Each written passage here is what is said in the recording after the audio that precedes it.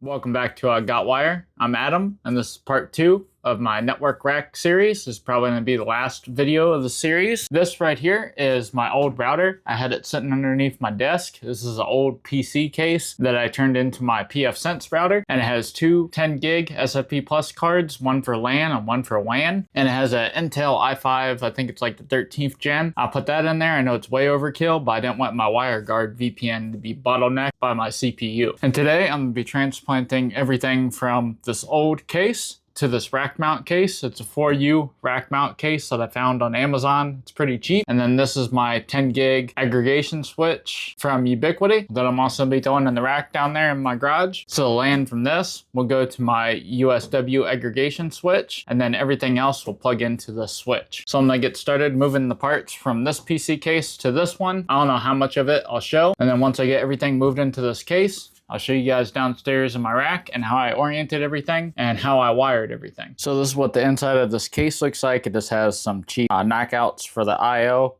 That's where my 10 gig card should go. And then it has the standard back plate for the motherboard. And then this is a support right here. I already got that unscrewed. And then it has your standoffs for your motherboard. Throw some hard drives in there. I got a SSD in that. So SSD is probably just gonna be screwed right here on the one side. And then it has all the IO wires, USB 3 right there. And then the power and reset button. And the power and reset button on here is kind of cool. Kind of tactile, but I'm gonna start by moving everything from here and to the new case.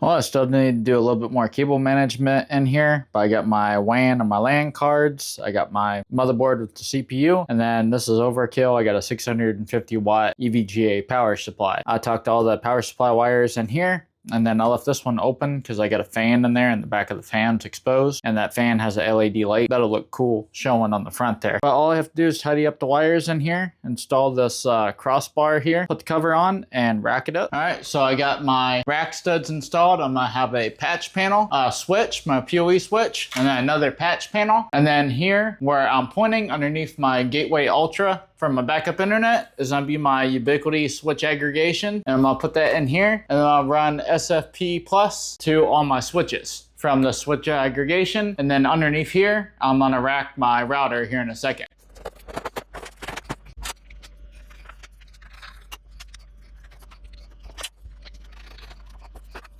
So we'll go ahead and get this router racked up. I got it in the case already. It's pretty much gonna rest on top of my server and my NAS, but I am using traditional cage nuts and screws because the rack studs won't fit, because this NAS is like one off on these cage nuts. So that's why I'm using traditional cage nuts. But everything else, I'm using rack studs. If you haven't used them before, I'll link them down in the description. Get you some, they'll change your life. But we'll go ahead and get this racked up here. And it helps if you don't put it in upside down.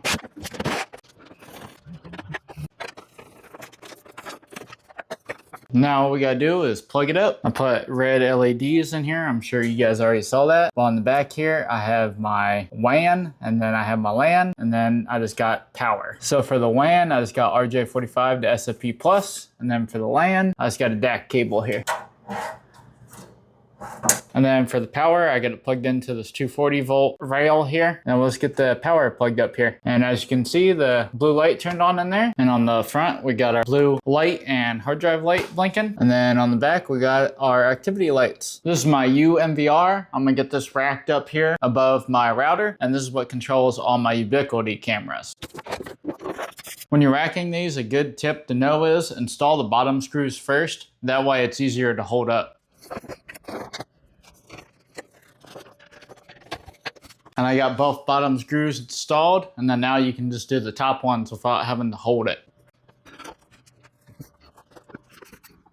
And I'm gonna have a small gap here because of the way I installed my NAS. It's on a shelf. So the way I did my shelf is there's a little small gap here, but I'm fine with that. It don't really bug me too much. I'll probably use it in the future to run my DAC cables out if I ever put a patch panel here. Well, as you can see here by this mess of cables, I got everything ran from the attic down to here. And now I'm gonna put some Velcro around this mess of cables and feed it into my rack and put it into my patch panel.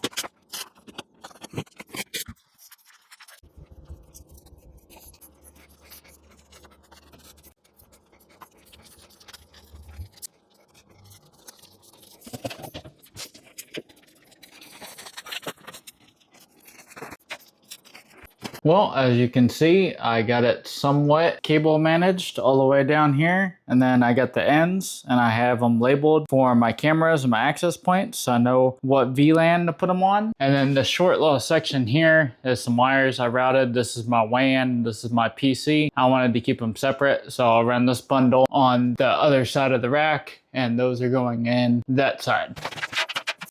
And now you guys will get to watch me struggle putting these into my rack.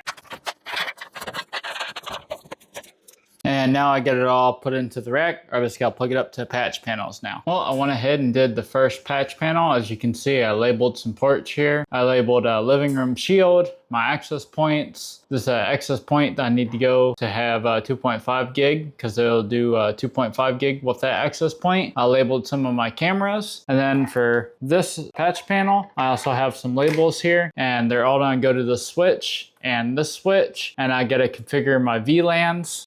That's what I'm doing with my laptop over there. I got it plugged up here. Probably have to move it to here because I don't have anything connected to the switch. But once I get all my VLANs configured on my laptop, I'll start hooking up the patch cables. I'll go ahead and get some of these plugged up here. I don't ever slow up, no I don't take shit. I got no love for the fakeness. If you wanna play tough and wanna hate this, I'll always show up. I don't ever slow up, no I don't take shit. I got no love for the fakeness. If you wanna play tough and wanna hate this, I'll always show up and make a statement. I don't ever slow up, no I don't take shit. I got no love for the fakeness. If you wanna play tough and wanna hate this, I'll always show up and make a statement. Everything I do so instinctive and so passionate. Every word I move so descriptive like an adjective. I got a vendetta against people who patented being negative when you should be getting after it. I got facts over tracks, this and that. Spitting slow, spitting fast, I could roast, I could gas. Think I'm okay at last, but I don't know if that can erase all the past. And the pettiness, a reflection of the emptiness. Hilarious, you think you're worth my time, you're delirious. Mysterious, because you hide behind a fake exterior. Inferior, you know I'll always be a bit superior. Get off of me, this ain't no humble brag. I want you to hear words, you can say them back. I want you to feel free from the chains at last, and to believe in what you got, it was built to last, yeah. Now that I've been put through hell, I never got anyone's help. I had to do it all myself.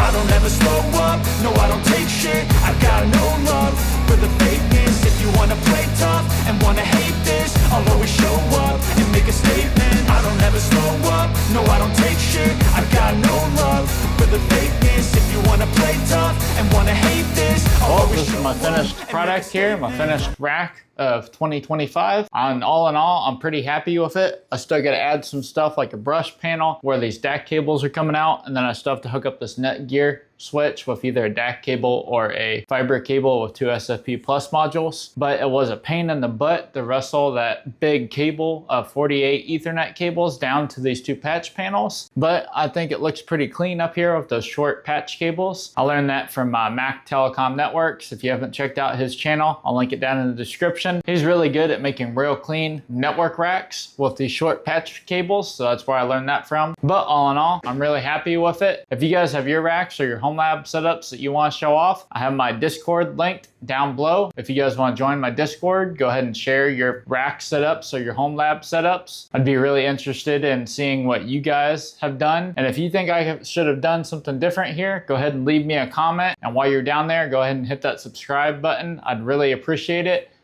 At 1,000 subscribers, Trend Networks was really gracious enough to send over a PoE tester. And when I hit 1,000 subscribers, I'll do a dedicated video on that and tell you guys how you can win that. I'll have links to all the equipment and wires that I use down below in the description, including my patch cables and everything you see here in my rack, or most everything. I'll have it linked down in the description. It's Amazon affiliate links, so it doesn't cost you any more to use them. It just helps me out, gives me a little bit of kickback to pay for all this. I do have channel membership, so if you're not a channel member, go ahead and check that out in the description. You pay like $4 or $5 and you get extra features like early access to my videos and some behind the scene content. So if you're not a member, consider checking that out down in the description. But I really appreciate you guys watching. I hope you liked it. Like I said, leave me a comment and I'll see you guys on the next one.